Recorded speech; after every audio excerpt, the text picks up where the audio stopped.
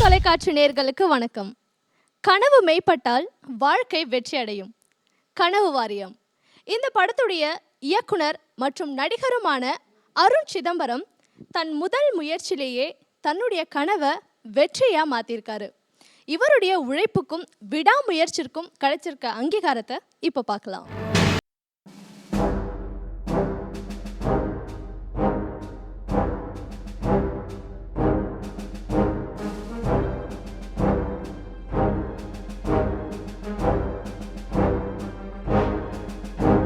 இந்திய படமும் கனவு வாரியம் தான். ஒன்று படத்துக்காகவும் இன்னொன்று கல்லா மன்னா பாடலுக்காகவும் கொடுத்துருக்காங்க. அண்ட் இந்த விருதை தொடர்ந்து Los Angeles film and script ஃபெஸ்டிவலில் கல்லா மன்னா பாடலுக்கான விஷுவலுக்கு பெஸ்ட் வீடியோ அப்படின்ற மாதிரியான ஒரு விருதை கொடுத்துருக்காங்க.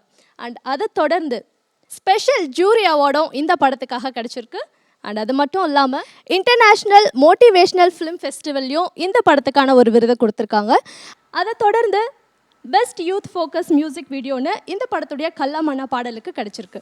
இது எல்லாத்துக்கும் மேலே மறைந்த அப்துல் கலாம் அவர்களுடைய ஆசீர்வாதமும் இந்த படத்துடைய இயக்குனர் அருண் சிதம்பரம்க்கு கிடைச்சிருக்கு. ஸோ இன்றைக்கி கனவு வாரியம் இந்த படத்துடைய டீமை சந்தித்து இந்த படத்தை பற்றின நிறைய விஷயங்களை நம்ம பேசலாம். வணக்கம், வெல்கம் டு அவர் ஷோ. வணக்கம். ஸோ இன்றைக்கி இந்த நிகழ்ச்சி பார்த்திங்கன்னா உண்மையிலே எங்கள் எல்லாருக்குமே ரொம்ப மகிழ்ச்சியை தரக்கூடிய ஒரு நிகழ்ச்சியாக தான் இருக்குது.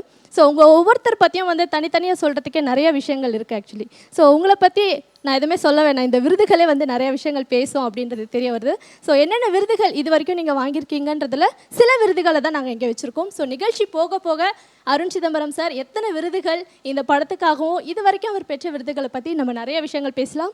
வணக்கம் அண்ட் வாழ்த்துக்கள் சார். வணக்கம். கலைஞர் தொலைக்காட்சி நேயர்களுக்கு நன்றிகள். அண்டு இளவரசு சார் பற்றி பேசணுன்னா நிறைய விஷயங்கள் இருக்குது. எப்போவுமே நம்ம ஒரு உணவு சாப்பிடும்போது ரொம்ப டேஸ்டியாகவும் ஆரோக்கியமான உணவும் அது இருந்ததுன்னா அதில் இருக்கிற இன்க்ரீடியன்ஸ் எல்லாமே ஆரோக்கியமாக தான் இருக்கும் அப்படின்ட்டு நம்ம நல்லா தைரியமாக சாப்பிடுவோம். அந்த மாதிரி தான் ஒரு ஆரோக்கியமான சினிமா, இன்ட்ரெஸ்டிங்கான சினிமாவில் இளவரசு சார் கண்டிப்பாக இருப்பார். அப்படிப்பட்ட ஒரு திரைப்படமும் கனவு வாரியம். ஸோ வணக்கம் அண்ட் வாழ்த்துக்கள் சார். வணக்கம். சிதம்பரம் சார் பற்றி ஆக்சுவலி பார்த்தீங்கன்னா நிறைய விஷயங்கள் இருக்குது. எனக்கு தெரிஞ்ச ஒரு விஷயத்தை நான் ஆடியன்ஸ்க்காக சொல்கிறேன் சார். இப்போல்லாம் பார்த்தீங்கன்னா நிறைய சினிமா ஹீரோயின்ஸ் அண்டு சொசைட்டியில் இருக்கிற மக்களும் ஃபேட்டாக இருக்கும் அப்படின்னு ஃபீல் பண்ணிவிட்டு லீன் ஆகணும் அப்படின்றதுக்காக நிறைய விஷயங்கள்லாம் ட்ரை பண்ணுவாங்க. நிறைய பேர் பார்த்திங்கன்னா நிறைய ட்ரீட்மெண்ட்ஸ்லாம் எடுத்துப்பாங்க. ஆனால் அது என்ன ட்ரீட்மெண்ட் அப்படின்றது கூட மற்றவங்கிட்ட சொல்கிறதுக்கு ஷை பண்ணிவிட்டு சொல்லாமல் இருப்பாங்க. ஆனால் 80s 90sலலாம் ஹீரோயின்ஸாக இருக்கட்டும், பப்ளிக் யாராக இருக்கட்டும், அவங்க லீனாக இருக்கணும், ஃபிட் ஆகணும் அப்படின்னாலே சிதம்பரம் ஸ்டுடியோவுக்கு தான் வருவாங்க அப்படின்னு நான் கேள்விப்பட்டிருக்கேன். ஸோ குறுகிய காலத்தில் அவங்கள ஃபிட்டாக மாற்றக்கூடிய ஒரு நபர் தான் சார். கலைஞர் டிவி நேயர்களுக்கு வணக்கம். உங்களை சந்திப்பதில் மிக்க மகிழ்ச்சி. அண்ட் உங்கள் குடும்பத்திலேருந்து வந்திருக்க இன்னொரு நபர் கார்த்திக் சிதம்பரம். ஸோ இந்த படத்தில் கோ ப்ரொடியூசராக இருக்கீங்க. வணக்கம் and welcome to our show sir. இன்னும் படத்தை பற்றியும் உங்களை பற்றியும் நிறைய விஷயங்கள் நம்ம தொடர்ந்து பேசலாம். கலைஞர் நேயர்களுக்கு வணக்கம். அந்த ஷோவில் பார்ட்டிசிபேட் பண்ணுறதுல ரொம்ப சந்தோஷப்படுறேன். வணக்கம். அண்ட் இந்த படத்துடைய கதாநாயகி Jiya Shankar. So welcome to our show. So இவங்க எப்படி இந்த படத்தில் கமிட் ஆனாங்க அண்ட் எப்படி தமிழ் இண்டஸ்ட்ரிக்கு இவங்க வந்திருக்காங்க, இதை பற்றியும் நம்ம நிறைய விஷயங்கள் அவங்ககிட்ட தொடர்ந்து பேசலாம். ஸோ நிகழ்ச்சி ஆரம்பிச்சிடலாமா? ஆறது திருடன். என்ன வேணும்? நகை வேணும். என்ன நகை? கலர் நகை. என்ன கலர்? பச்சை.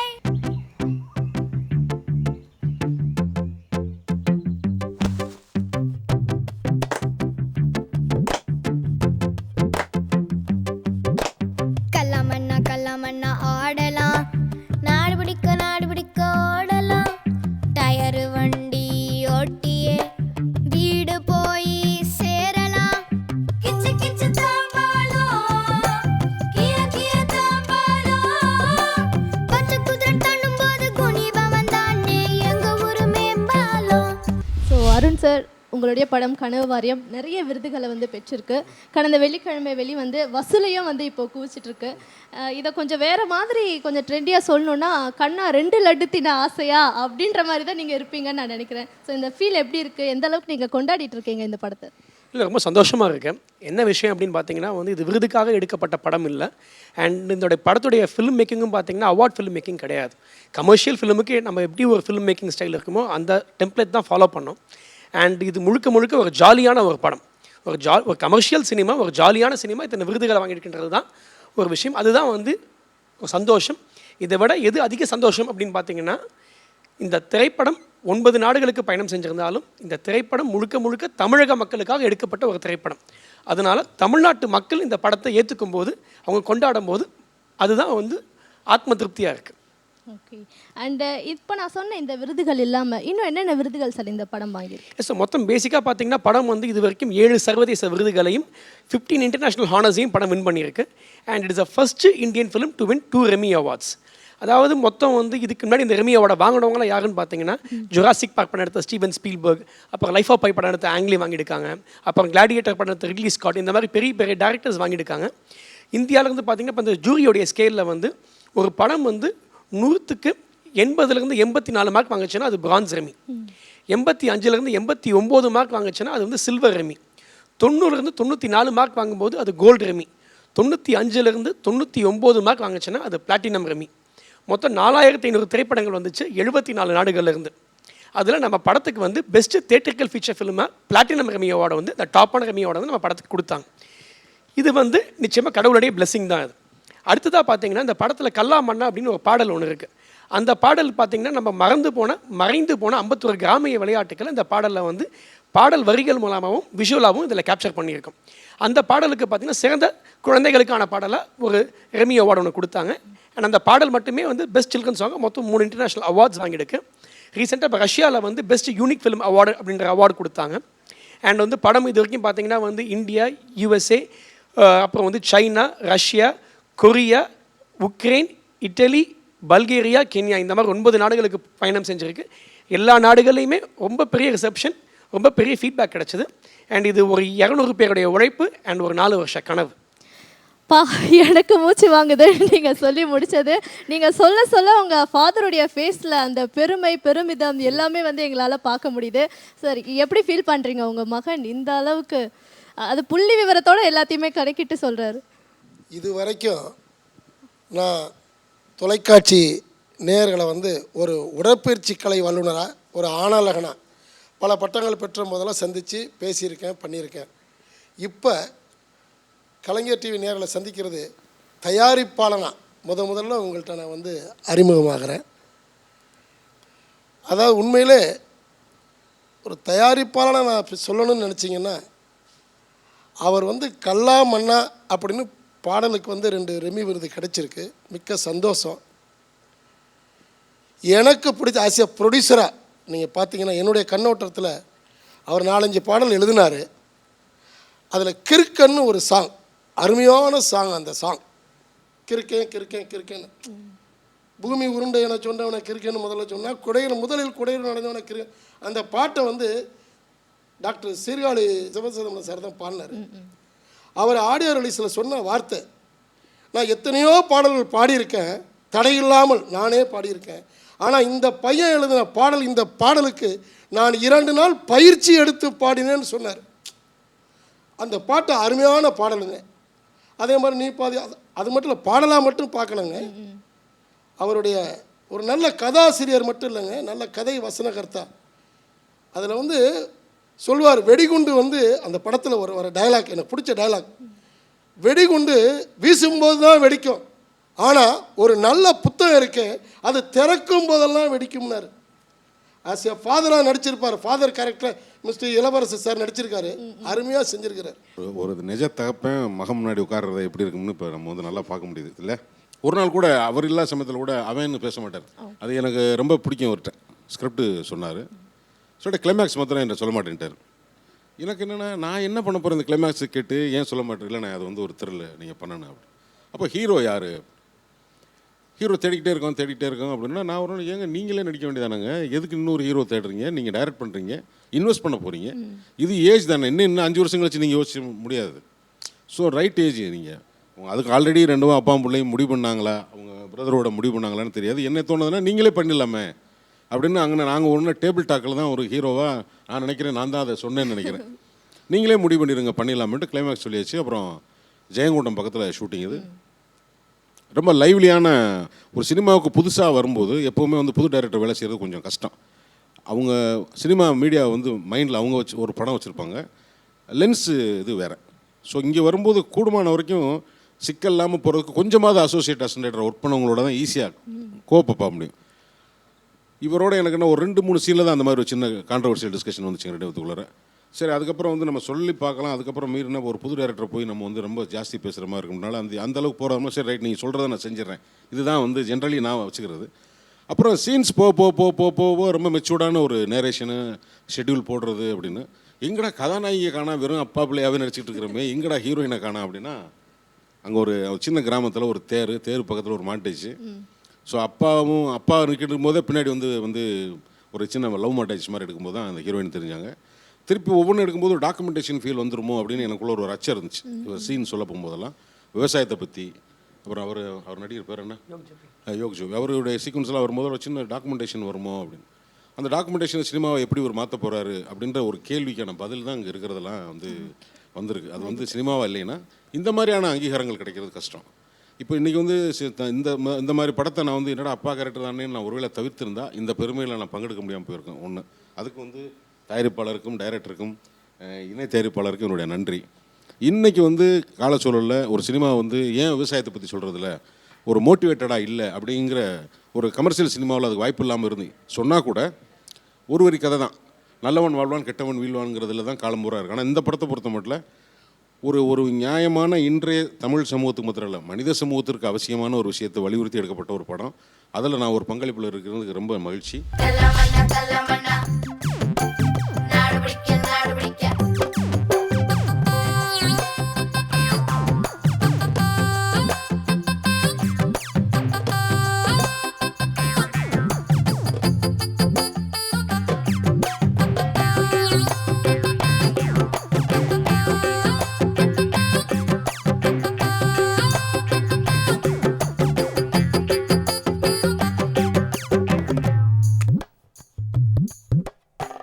விளையாட்டுக்கு பஞ்சம் கிராமத்துல சுத்தமா, விலைவாசி கவலை எங்களுக்கு என்னைக்குமே மண்ணுதானே சோறு, இலைதானே கீரை, கல்லுதானே பொரியல், அட எப்படி எங்க சமையல்.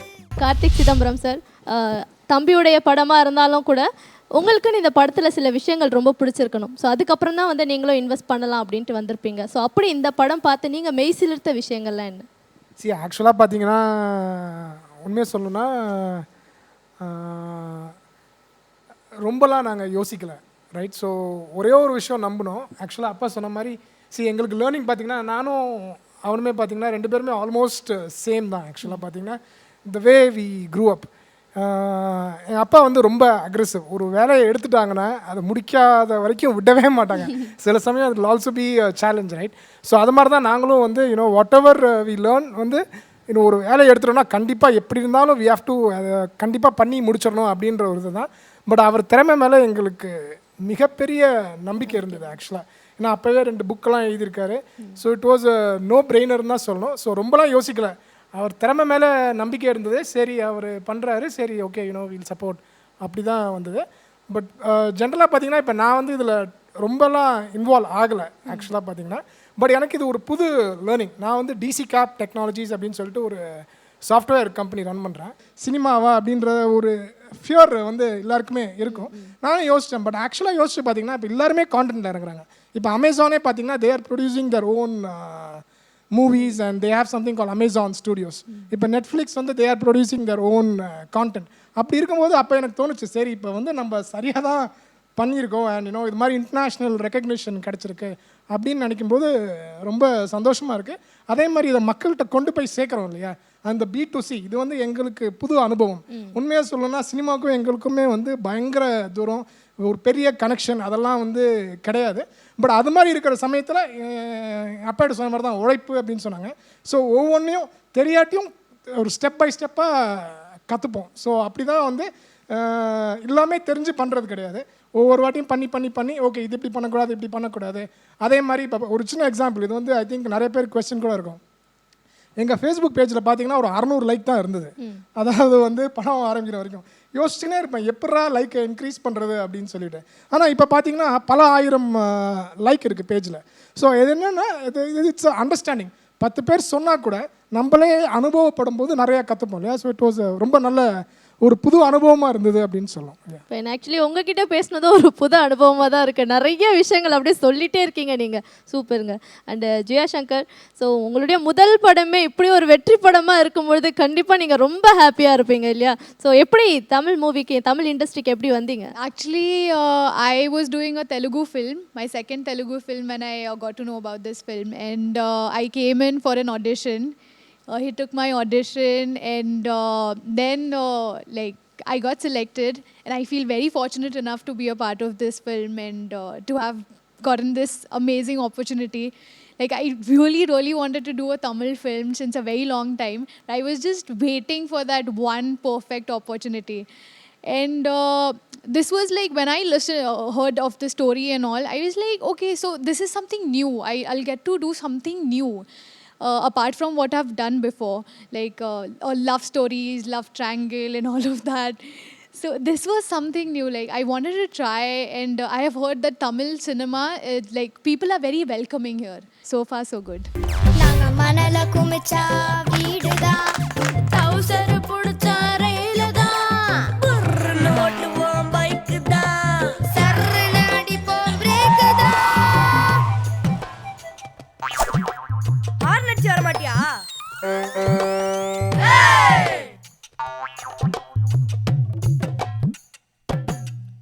மையை கொண்டே மீசை தீட்டலாம், குச்சி கூட துப்பாக்கியாய் ஆகலாம், கிடைப்பதில் இன்பம் காணவே அடையங்க கிட்ட யோசனை கேட்கலாம். அம்மா குத்து ஆனந்தம், எங்க சொத்து சந்தோஷம், எங்க தேவை ரொம்ப சிறுசுதான், ஆனா கற்பனையும் ரொம்ப பெருசுதான். இப்போ முதல் படம் அப்படின்னு பண்ணும்பொழுது இந்த படம் தான் நீங்கள் பண்ணணும் அப்படின்ட்டு டிசைட் பண்ணிட்டீங்க. அப்படி பார்க்கும்போது இப்போ கனவாரியம் படத்தில் நீங்கள் எடுத்திருக்க முக்கியமான நாட் வந்து மின்சாரம். இதை பற்றி தான் இப்போ கிராமத்துலேருந்து சிட்டி வரைக்கும் எல்லாருமே வந்து எலக்ட்ரிக்ஸ் அண்ட் எலக்ட்ரானிக்ஸ் உட்ஸை தான் வந்து அதிகமாக யூஸ் பண்ணிகிட்டே இருக்காங்க. அது இருந்தாலே போதுன்ற மாதிரி. அதுக்கு மின்சாரம்ன்றது எந்த அளவுக்கு ஒரு இம்பார்ட்டண்ட்டான விஷயமா இருக்குது, நம்மளே அதை எப்படி தயார் பண்ணலான்ற மாதிரியான விஷயங்களை சொல்லியிருக்கீங்க. இதுதான் என்னுடைய முதல் படமாக இருக்கணும் அப்படின்ற அந்த ஒரு விஷயம் எப்போ உங்களுக்குள்ளே ஏற்பட்டுச்சு? இல்லை, எனக்கு என்றைக்குமே 10 இருக்கிறது பிடிக்காது. நான் என்றைக்குமே I want to be unique. யாரும் தொடாத கதைக்களங்கள் எடுத்து நம்ம படமாக்கும் போது தான் நம்ம வந்து நம்மளுடைய அடையாளத்தை வந்து நம்ம காட்ட முடியும். இப்போ வந்து ஒரு பக்கா மாஸ் கமர்ஷியல் படம் பண்ணுறது எனக்கு ரொம்ப கஷ்டம். ஒரு ரொமான்டிக் மூவி பண்ணுறது எனக்கு ரொம்ப கஷ்டம். ஏன் அப்படின்னு பார்த்தீங்கன்னா இந்த மாதிரி நிறைய படங்கள் வந்துருச்சு. அப்போ நம்ம ஒரு சீன் ஒன்று எழுதணும் அப்படின்னா இந்த வந்த எல்லா கல்ட் கிளாசிக்ஸை தாண்டி நம்ம சீன் வந்து தனியாக நிற்கணும். அப்போ சீன் ரொம்ப சூப்பராக இருக்கணும். இது வந்து எழுதுறது ரொம்ப கஷ்டம். அப்போது யாரும் தொடாத கதைக்காலத்தை எடுக்கும்போது ப்ளஸ் அப்படியே எடுத்தாலும் யாராச்சும் என்ன சொல்லுவாங்க, இது அந்த படத்தோட ரெஃபரன்ஸாக இருக்குது, இந்த படத்தோட ரெஃபரன்ஸாக இருக்குது, கண்டிப்பாக அந்த ஒரு ரெஃபரன்ஷியல் இது வந்து கண்டிப்பாக வரும். அப்போ இதை தவிர்க்கிறதுக்கு நம்ம என்ன பண்ணலாம்? யாரும் தொடாத கதைக்களமாக இருக்கணும் அப்படின்ற போது சயின்ஸை எனக்கு தெரிஞ்ச வரைக்கும் யாரும் சுவாரஸ்யமாக சினிமாவில் சொன்னது கிடையாது. அண்ட் சயின்ஸ் வந்து ரொம்ப ரொம்ப ஜாலியான ஒரு விஷயம்தான். அண்ட் அந்த சயின்ஸை பேஸ் பண்ணி ஏன் ஒரு இன்ஸ்பைரிங்காக ஒரு நம்பிக்கை தர படம் ஏன் பண்ணக்கூடாது அப்படிங்கிற ஒரு சிந்தனை வந்து எனக்கு முதல்ல வந்துச்சு. நம்ம முதல்ல முடிவு பண்ண விஷயம் ஒரு நம்பிக்கை தரக்கூடிய ஒரு படம் தான் நம்ம எடுக்கணும் அப்படின்றது. அதுக்கப்புறம் அந்த நம்பிக்கை தரக்கூடிய படத்தில் என்ன புதுசாக பண்ணலாம், அப்போ தான் இந்த சயின்ஸ்ன்ற விஷயம் வந்துச்சு. சயின்ஸ் ப்ளஸ் இன்ஸ்பிரேஷன் அப்படின்னா அடுத்ததாக அப்போ ஆட்டோமேட்டிக்காக என்ன வரும்னா அது ஒரு இன்வென்ஷன் பேஸாக தான் இருக்கணும். என்னமாச்சும் ஹீரோ ஒன்று கண்டுபிடிக்கணும் அப்படிங்கிற ஒரு கேள்வியில் வந்து நிற்கும். அப்போ ஹீரோ என்ன கண்டுபிடிக்கிறான்? நீங்கள் எந்த படத்தை எடுத்தால் ஓடும் அப்படின்னு பார்த்தீங்கன்னா எந்த படம் மக்களோட கனெக்ட் ஆகுதோ அந்த படம் தான் ஓடும்.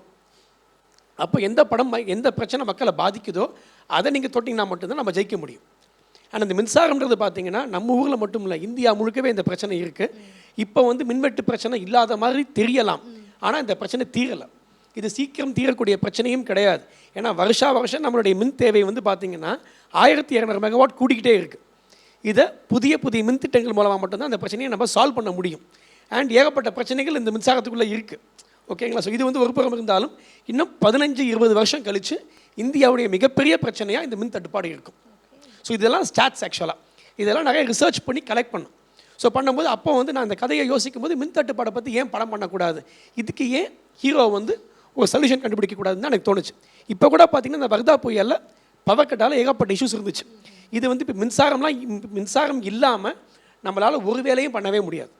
எல்லாத்துக்குமே வந்து வி ஆர் பவர் டிபெண்ட். இந்த படம் சொல்கிற விஷயம் என்னென்னா எல்லாத்துக்கும் அரசாங்கத்தை குறை சொல்லாத, உனக்கு தேவையானது நீயே பண்ணிக்கலாம், நம்ம பிரச்சனைக்கான தீர்வை நாமளே கண்டுபிடிக்கலான்றது இந்த படத்துடைய மையம். ஆனால் இது எதுவுமே படத்தில் வந்து டைரெக்டாக சொல்ல மாட்டோம். ரொம்ப ஜாலியாக ஃபுல் அண்ட் ஃபுல் வந்து உங்களுக்கு காமெடியோட தான் படம் இருக்கும். படத்தில் காமெடி இருக்குது, லவ் இருக்குது, ட்ராமா இருக்குது, நிறைய இன்ஸ்பிரேஷன் இருக்குது. படம் பார்த்துட்டு வெளில வரும்போது நம்ம கனவை துரத்தலான்ற நம்பிக்கை அவங்க கூடவே வரும். அண்ட் ஒரு சின்ன பையன் இந்த படம் பார்க்கும்போது என்ன தோணுன்னு பார்த்தீங்கன்னா, வாழ்க்கையில் நமக்கு கனவுன்ற ஒரு விஷயம் ஒன்று வேணும், ஒரு லட்சியம் ஒன்று வேணுங்கிற வித அந்த குழந்தையோட மனசுக்குள்ளே ஆழமாக வந்து விழுகும். ஒரு இளைஞன் பார்க்கும்போது யாருக்காகவும் எதுக்காகவும் என் கனவை நான் விட்டே கொடுக்கக்கூடாதுடா அப்படிங்கிற ஒரு எண்ணம் ஆணித்தரமாக மனசுக்குள்ளே வந்து பதியும், ஒரு வேகம் வரும். பெரியவங்க பார்க்கும்போது தன்னுடைய மகனையோ மகளையோ இந்த படத்தை பார்க்க வச்சிடணும் அப்படிங்கிற ஒரு எண்ணம் வந்து ஒன்று வரும். பாடல்களை பற்றி சொல்லுங்கள், பாடல் வரிகள். இந்த படத்துடைய மிகப்பெரிய பலம் என்னன்னு பார்த்தீங்கன்னா வந்து இன்னும் ஸ்ட்ராங்கான கண்டென்ட்டு, இன்னொன்று படத்துடைய பாடல்கள். இந்த படத்தில் வந்து இந்த ஏற்கனவே சொன்ன இந்த கல்லாமடன்ற பாடல் வந்து 51 கிராமிய விளையாட்டுகளை மையப்படுத்தி எடுக்கப்பட்ட பாடல். இன்னொரு பாடல் பார்த்தீங்கன்னா நீ பாதி அப்படின்ற பாடல், அது வந்து ஒரு ரொமான்டிக் மெலடி. ஸோ அது ஒரு டூயட்டு. அதுக்கப்புறமா படத்துடைய தீம் சாங் வந்து கிரிக்கன் அப்படிங்கிற பாட்டு. எனக்கு பர்சனலாக அந்த படத்தில் எல்லா பாட்டுமே பிடிக்கும், எல்லாமே ரொம்ப ரசித்து தான் வந்து பண்ணது. மியூசிக் வந்து ஷாம் பெஞ்சமின். இந்த படம் தான் அவருக்கு அறிமுகம். அத்திலி புத்திலி மகா சுகா பால் பரங்கி ராத்மா புத்மா சீசல்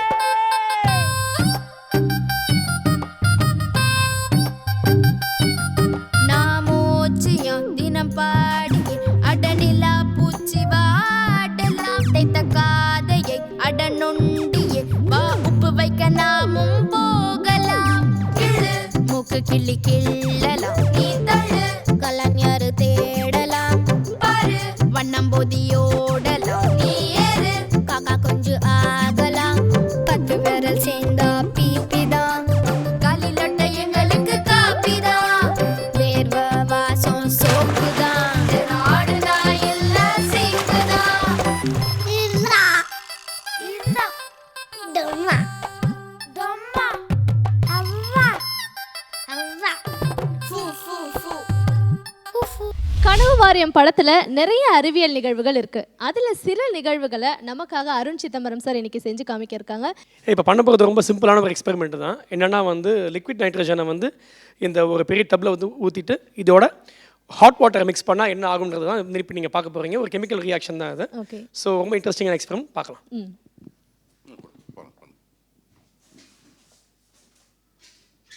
இந்த லிக்விட் பேர் என்ன தம்பி? Nitrogen, liquid nitrogen.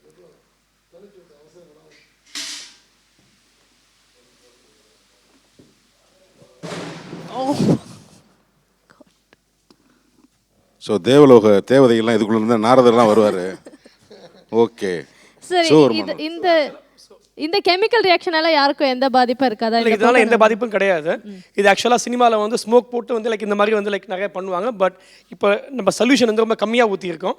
அண்ட் வந்து தண்ணி வந்து ரொம்ப கம்மியாக ஊற்றிருக்கோம். தண்ணி வந்து இப்போ நிறைய ஊற்றும் போது என்ன ஆகுன்னு பார்த்தீங்கன்னா இந்த இடம் ஃபுல்லுமே வந்து உங்களுக்கு இந்த ஸ்மோக் மாதிரி தான் இருக்கும். ஸோ அந்த எஃபெக்டை பார்க்க ரொம்ப பிரம்மாண்டமாக இருக்கும். ஸோ இப்போ இந்த எஃபெக்ட் நம்ம வீடுகளில் வேணும் அப்படின்னா கூட தாராளமாக பண்ணலாம் அப்படின்றீங்களா? You got be careful. Okay. என்ன பண்ணணும் நம்ம தெரிஞ்சு தான் வந்து நம்ம பண்ணணும். இந்த லிக்விட் நைட்ரஜன் வந்து ஆக்சுவலாக ரொம்ப சேஃப் தான். ஓகே. பட் அந்த இதை எப்படி நம்ம ஹேண்டில் பண்ணுறது வந்து வித் கேர், அவ்வளோதான். சார் ஒரு சூப்பரான இன்ட்ரெஸ்டிங்கான ஒரு விஷயம் பண்ணிட்டீங்க. அடுத்ததாக என்ன பண்ண போறீங்க சார்? சஸ்பென்ஸ். ஓகே, அதை போய் பார்த்துடலாமா? கண்டிப்பாக. எஸ். மனுஷங்க ப்ரெஷரில் வெடிச்சு நம்ம பார்ப்போம், குக்கர் ப்ரெஷரில் வெடிச்சு பார்த்துருக்கோம். ஆனால் முதல் முறையாக வந்து ஒரு ஆக்சுவலாக இந்த ப்ரெஷர் வந்து ஒருத்தனை என்ன பண்ணும் அப்படிங்கிறத வந்து இப்போ இந்த எக்ஸ்பெரிமெண்ட் மூலமாக நம்ம பார்க்கலாம். இன்னும் பேசிக்காக பார்த்தீங்கன்னா இங்கே வந்து கலர்ஃபுல் பால்ஸ் இருக்குது. லிக்விட் நைட்ரஜனை வந்து என்ன பண்ண போகிறோம்னா வந்து ஒரு பெப்சி பாட்டில் மாதிரி, ஒரு கோக் பாட்டில் மாதிரி ஒரு பெரிய ஒரு 1.5 லிட்டர் பாட்டிலில் வந்து அந்த லிக்விட் நைட்ரஜனுடைய கண்டென்ட் வந்து நம்ம ஊற்ற போகிறோம். ஊற்றி அதை மூடி நம்ம அது உள்ள வைக்க போகிறோம். ஸோ அதுக்கப்புறமா இந்த பால்ஸை வந்து அது உள்ளுக்குள்ளே நம்ம போட போகிறோம். அதுக்கப்புறம் என்ன ஆகுதுன்னு வந்து நீங்கள் பார்க்க போகிறீங்க. என்ன பேசிக்காக ஆகும் அப்படின்னு பார்த்தீங்கன்னா அந்த பாட்டில் இருக்கிற அந்த ப்ரெஷர் தாங்காமல் இது எந்த அளவுக்கு இது வெடிச்சு வருதுன்னு பாருங்கள். ஸோ இதுக்கப்புறமாச்சு ப்ரெஷர் எந்த அளவுக்கு நம்ம ஹேண்டில் பண்ணணும்னு நம்ம தெரிஞ்சுக்கலாம். இப்போ நம்ம லிக்விட் நைட்ரஜனை வந்து ஒரு பாட்டிலில் ஊற்றி நம்ம இங்கே வைக்க போகிறோம். லிக்விட் நைட்ரஜனை இப்போ இந்த ட்ரம்குள்ளே வைக்க போகிறோம்.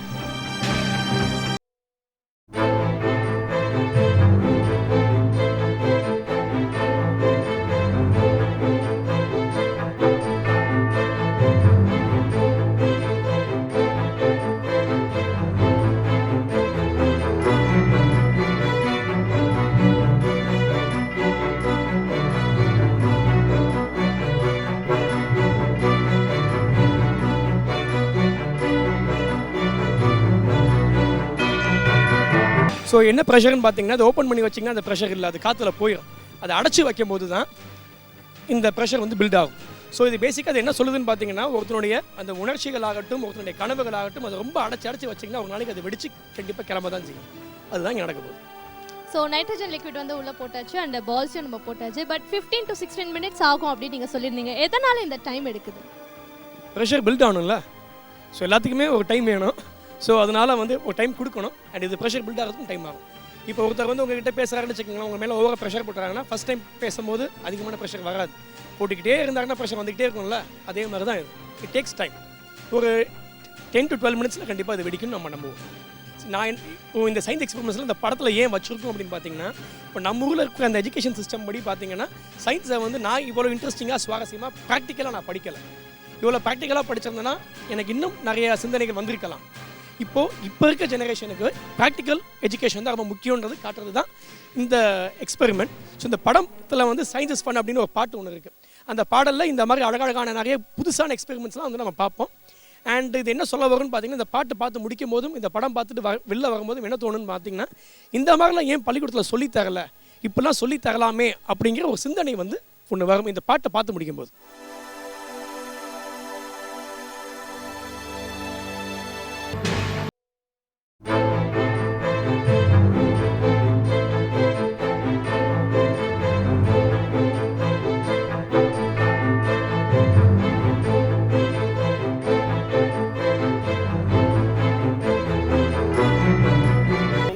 போட்டு இந்த சைக்கிள் பம்ப் ஒன்று யூஸ் பண்ணுறோம்.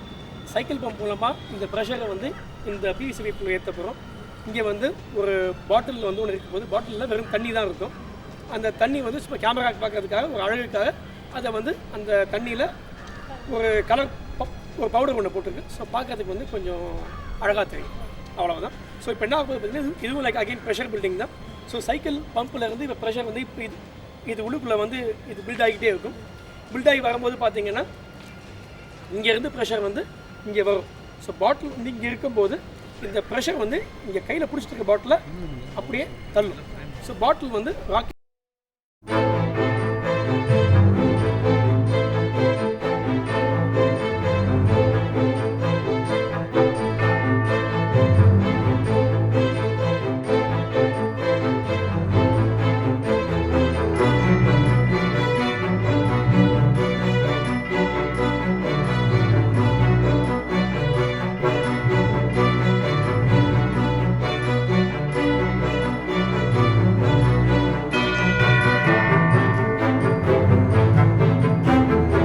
கனவு வாரியம் படத்தை பற்றி வந்து நிறைய விஷயங்கள் வந்து இன்றைக்கி எங்கள் கூட ஷேர் பண்ணிங்க. உங்களுடைய முதல் படமே இவ்வளோ பெரிய வெற்றி படமாக ஆயிருக்கு.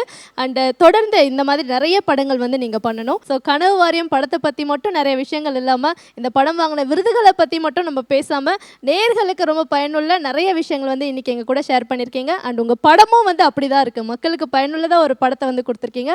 So congratulations and thank you so much for this wonderful meet and chat. இந்த படத்துடைய சக்ஸஸ் மீட்டில் நம்ம எல்லாருமே சந்திக்கலாம். Thank you so much. நிச்சயமாக தேங்க்யூ. நன்றி நன்றி நன்றி நன்றி.